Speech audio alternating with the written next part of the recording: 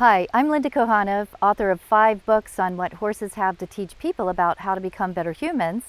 And I'm also head of an international organization, Eponequest Worldwide, where we teach instructors throughout the world to take this work to all kinds of people, to teach leadership skills, parenting skills, emotional and social intelligence skills, and sentient communication, nonverbal communication skills.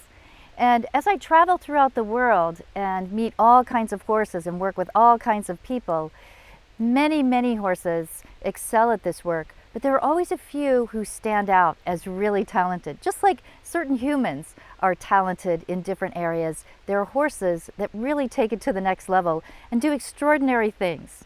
And this is one of those horses. This is Karlo, and he lives at Hofterweiden in Belgium. And I have been really astonished at his ability to interact with humans in really creative ways that are hard to predict, but always give people deep insights. And so I was really intrigued to find out that Karlo actually had a rather significantly disturbing background and for a while was really out of control. And so I wanted to do an interview with his wonderful human, Erica, and ask her a little bit about his journey to become what I consider to be one of the great coaching horses in the world right now.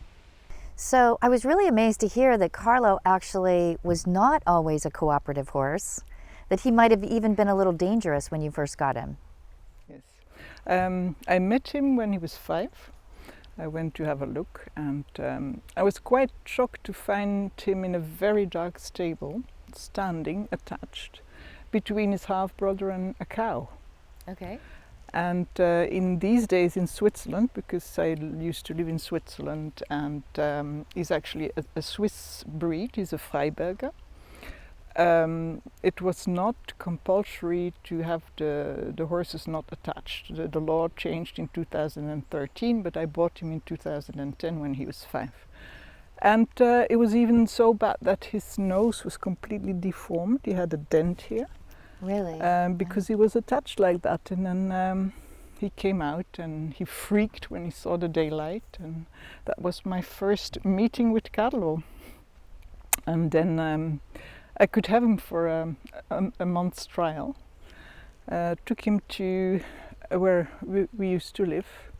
And of course, he was aside for a while, and then started working with him, horsemanship. Luckily, I knew horsemanship, and already there I was noticing that it was a handful, and that I certainly wasn't going to ride him, because I'm really a very strong believer that you start with the work on the ground. So that's what I did, but even that was horribly dangerous, because he used to rear. For a year and a half he was on his hind legs, in front of me, behind me, you name it, he was there. And in the round pen he was attacking me, he was pushing into me, he showed his teeth, his ears were flat. And all the people in the stable, or a lot of people in the stable, wanted to help me. So we went we went for walks, and usually we were 4 or 5 people with horses from his group, and still there he just reared. I was standing there with my 12 feet line, and he was like an air balloon, you know, going between the trees and rearing up and to the left and to the side and to the right, and yeah. So for 2.5 years I worked in the round pen. I couldn't go anywhere with him.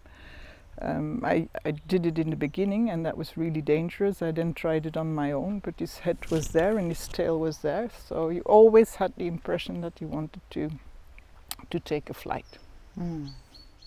So, I mean, that's really quite a story, because now he's so generous with people, and he really has a sense of enjoying the work with people. And he has a real sense of what each person needs. Because a lot of times with the round pen work that I do, each person might have a different issue they're working on, or a different heart's desire for their session with him, and he acts differently with every single person, and he's incredibly generous. And so it's just amazing that he made that transformation.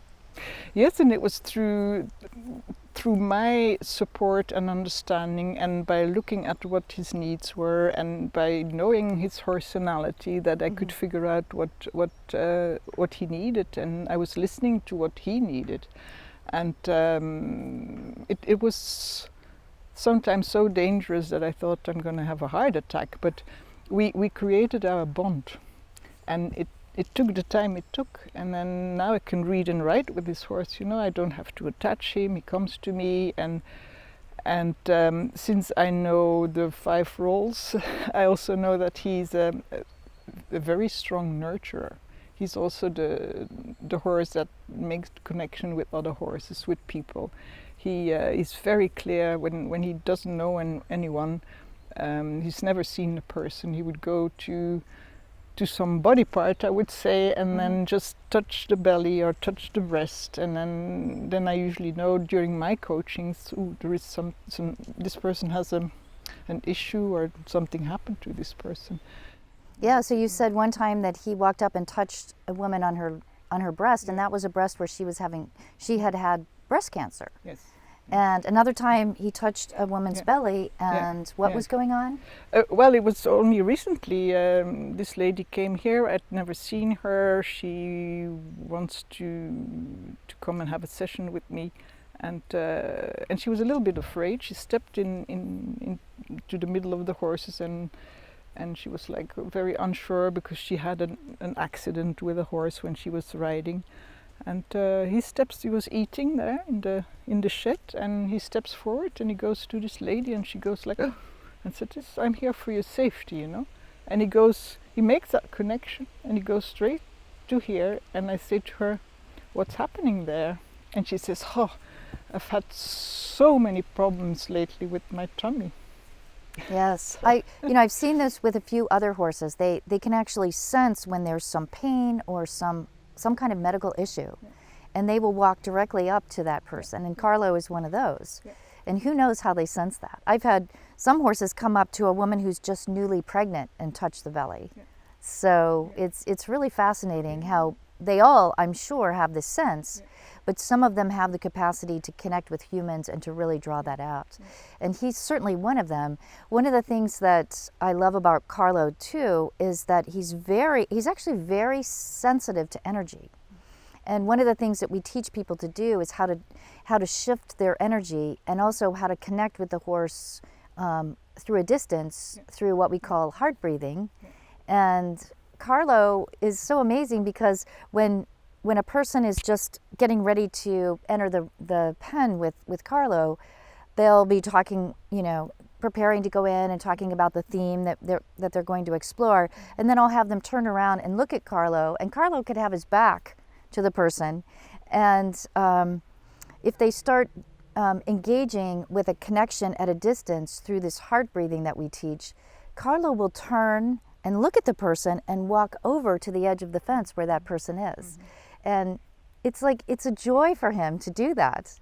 He's quite amazing in his sensitivity to shifts, positive shifts in energy. And actually, as it turns out, he's suddenly, as I was talking about this, he's walking to stand right behind the cameraman. And so something about these shifts in energy is very sensitive to Karlo, and he rewards this in such a way that a person who doesn't believe that this kind of breathing and this kind of connection is possible, Karlo shows them every time that a shift has been made, and he acknowledges it. I think he was really mistreated when I met him when he was 5, because this behavior was not normal, and just to the fact that he had his time with me, and he's become that kind of horse that is very responsive to energy, because I have obviously a total different energy than the people that used to train him before. Yeah, truly. So it's no, but also when I train him in the round pen, I'm at a real distance, I only have to lift my finger or to do something with my energy, and he stops. So we have been practicing it, but it's a different issue when he does that in a session. Yeah. Well, and his flexibility from person to person and giving each person exactly what they need is the mark of a truly gifted experiential learning, coaching, or therapy horse. And just about any horse will show people certain things, and people can learn leadership from horses, or how to move a horse, or how to set boundaries with a horse. But to have a horse really reach out to people in the way that Karlo does, take an interest and really show nuanced interactions. And I think a lot of that also has to do with the fact that he lives on a paddock paradise. How big is that paddock paradise? I think it must be on 3 hectares. Together with the herd, he has the opportunity to move around with his 5 pals and always be in motion, in movement, and there is enough food and water. They always have access to their hay and to the grass, and the concept of a paddock paradise is fantastic. And also from time to time I open a little bit of pasture. They're not on there the whole time. And also the idea of the paddock paradise is that when you close a piece of pasture, it has time to grow again. Yes. Because then I open the next. I have 17 pieces, so there is always grass available. But the most important thing is that they are in the herd. They move together, and that's what makes them so strong. You know. Because they can live, they each have a role in the herd, and then of course a horse goes and another one comes and the roles shift, and I've seen that happen many times. One of the things that really struck me about Karlo is how he would volunteer to come in to this particular pen, and then, you know, we don't really want to tax these horses, so my thought was that he can work with 2 people. And I'm actually looking at Karlo as I'm talking. My thought was that you could work with 2 people, and we had 5 people to go that day, and I was going to open the gate and let you out, and you were going to work with other people. I mean, that we were going to bring in another horse to work with other people, and you refused to leave. And I tried numerous times, and there was a part of me that is kind of like, is he just stuck, you know? Or is he really wanting to stay and work harder? And or just work with more people, that he was enjoying it. And so I thought, well, let's give it a try. Let's see how he acts if I leave him in here. And what happened was the additional 3 people that he went with he was even better each time. He was actually more insightful, more engaged. And so the next day I thought, well, Karlo probably needs a day off. And sure enough, Karlo comes up, he comes in, and he works with 2 people. And I'm like, Karlo, do you want to leave? And he said, no. And he worked with all 5 people, and with each person he gave them a different experience. It was very nuanced, and each person learned something different from Karlo. So that's what makes a truly great horse at this work. But one of the things we have to be really careful of is that we don't let that horse burn out. So the next day, after working with 10 people, he didn't want to come in, and so we said, great, Karlo, thank you very much. Let's bring in another horse. And so that's what we need to do, is to let horses make choices and to collaborate with them and see what amazing things can happen when a horse is given choices and given some time off, giving a social life in a herd in this beautiful paradise here, not in a box stall.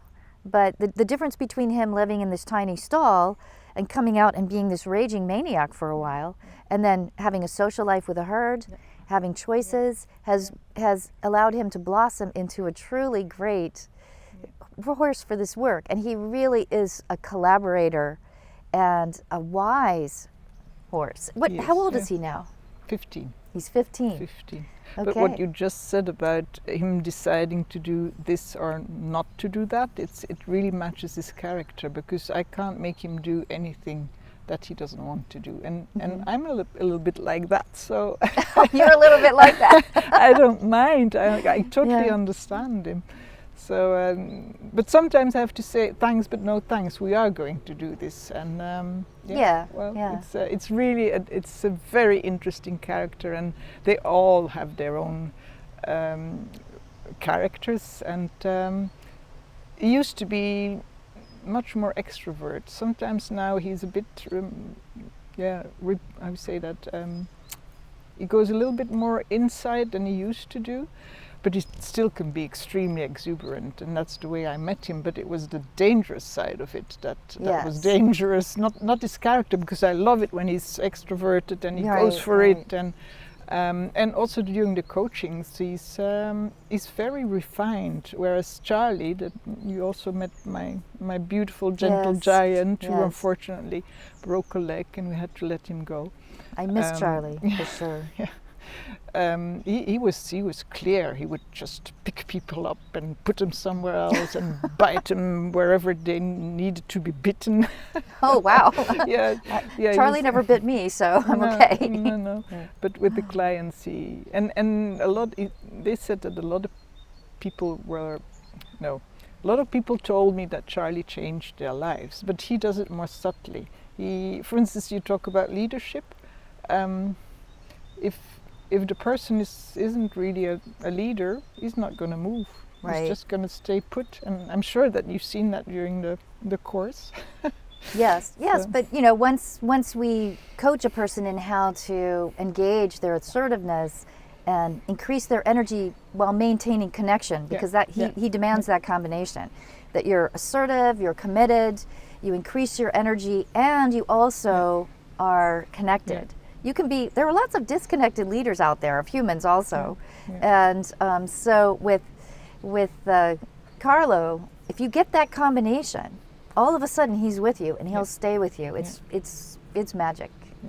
Yeah, and that's also because you then respect him, and people that are going to force horses into doing loads of things that they don't want I'm thinking now of riders, but also from the ground, and then you don't respect the horse, and you don't respect their character, what they're telling you, and you can't do that with a horse like that. You can do that with a Lynn, or maybe even with Nina, but you can't do that with him, because he will clearly show you, no, that's a bridge too far, I'm not taking part in this, and that's so very nice about him. Truly. So having a social life, having places to relax and move and engage, these are all things that transformed a once violent horse into one of these exceptional teachers of humans. And so that's why I really wanted to talk to you today about Karlo, and also find out a little bit more about his background and his journey to becoming one of the best therapeutic coaching horses that I've seen.